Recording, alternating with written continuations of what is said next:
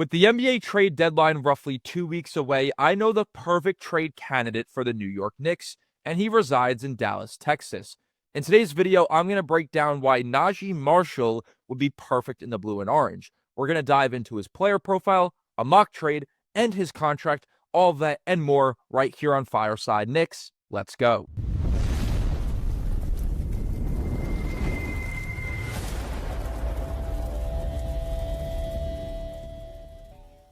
This season for the Dallas Mavericks, Naji Marshall is averaging 14.5 points on almost 55% from the field. This is a player who could do damn near everything on the court. Let's jump into the trade maker and see what we can do. So if we're going to make a deal straight up between the Knicks and the Mavericks, it's going to be a little bit difficult because as you can see right here, the Knicks are barely under the second apron. They're right there. And the Mavericks, being 7 games under 500, are also right there near the second apron. So to make this a little bit easier, we're going to add a third team into this deal. You could really choose any bottom feeder team. I'll choose the Sacramento Kings. Let's get it started with Guerschon Yabusele going to the Mavericks. We're also going to throw Pacome Dadier to the Mavericks. Now, the reason the Mavericks might want to trade Naji Marshall is because he only has 2 years left on his deal. He's playing very, very good basketball this season. And if they don't trade him this year, he's going to be in his walk year next year, and his trade value is going to be pretty low. So the Mavericks are going to want to capitalize on his great play now and trade him while he still has 2 years left on his deal. So we're going to send Naji Marshall, of course, to the Knicks. Pacome Dadier and Guerschon Yabusele help a lot with, matching the trade value because we need to match contracts here. But we're not there. We're not there just yet. If I remove the Kings and try to make this trade, it'll say failed because we need to cut some of the salary that the Knicks have, $652K. So let's back out right now. Let's add the Kings back into it, and we could add, anybody. We could throw in, let's throw Mohamed Diawara. Now, I like Diawara, but the Knicks are trying to win a championship right now, and Mohamed Diawara is not going to make the biggest impact, and you're not going to stop a deal for Naji Marshall just because of Mohamed Diawara.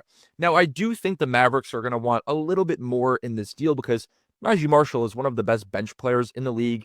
You could throw him a second-round pick in 2027. I sent that to the Mavericks. Yeah, I did. Awesome. You could send him another second-round pick in 2032. Just like that, and this should work in theory. Perfect. So this is a success, and I love this. You're getting a really good bench player who you could have for 2 years. Sure, you're giving up some draft capital, but Guerschon Yabusele and Pacome Dadier have made pretty much zero impact on the Knicks this season. Now, a deal involving Naji Marshall could be a little bit more expensive than this. This is just the framework that we could build for a Naji Marshall deal. But now let's jump into why Naji Marshall is a perfect fit for the Knicks. All right, so we've made it to Fanspo and Basketball Index. This is going to give us a really good rundown on Naji Marshall's profile and what he could bring to the Knicks. First and foremost, this guy is awesome. I love Naji Marshall. He would be my #1 trade candidate for the Knicks heading into the trade deadline on February 5th.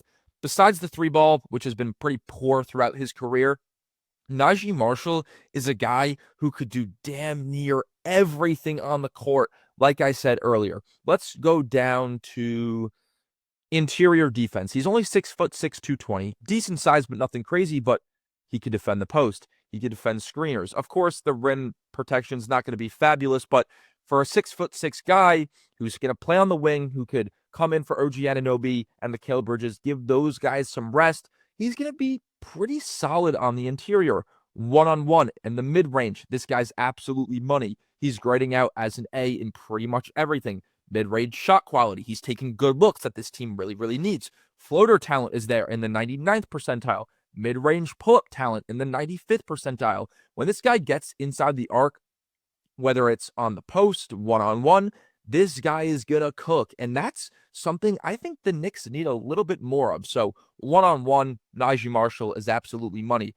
Perimeter defense, pretty solid. Perimeter isolation defense is probably the biggest, talking point we want to look at. That grades out as an A. Of course, the ball screen navigation is not great. It's actually pretty poor, but he's coming off the bench. We don't need him to do absolutely everything for us, right?